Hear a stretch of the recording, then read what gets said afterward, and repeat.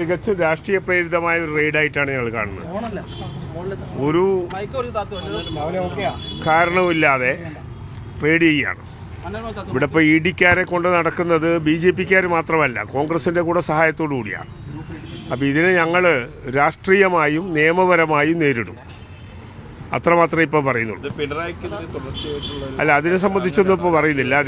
ഇത് രാഷ്ട്രീയ പ്രേരിതമാണ് എന്ന അഭിപ്രായം ഞാൻ പറഞ്ഞു. അതാണ് ഞങ്ങളുടെ അഭിപ്രായം.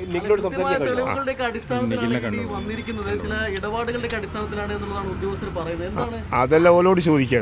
നമുക്കിപ്പോൾ പറയാൻ കഴിയില്ല. അല്ല, നിഖിലിനോട് ഞങ്ങൾ സംസാരിച്ചു. നിങ്ങളോട് സംസാരിച്ചു. അവരെ കസ്റ്റഡിയിൽ കാര്യങ്ങൾ ചോദ്യം ചെയ്തുകൊണ്ടിരിക്കുകയാണ്. നിഖിലിൻ്റെ അവിടെയുള്ള കടലാസും കാര്യങ്ങളെല്ലാം പരിശോധിച്ചുകൊണ്ടിരിക്കുകയാണ്. പരിശോധിച്ചോട്ടെ.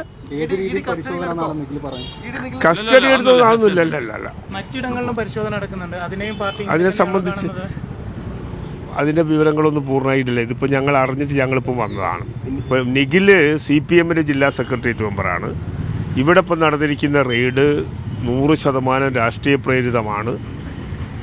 മറ്റാർക്കോ വേണ്ടിയിട്ട് ചെയ്യുന്ന ഒരു പ്രക്രിയയായിട്ടാണ് ഞങ്ങളിതിനെ കാണുന്നത്. ഞങ്ങളിതിനെ വളരെ ശക്തമായി രാഷ്ട്രീയമായിട്ടും നിയമപരമായിട്ടും ഇതിനെ നേരിടും.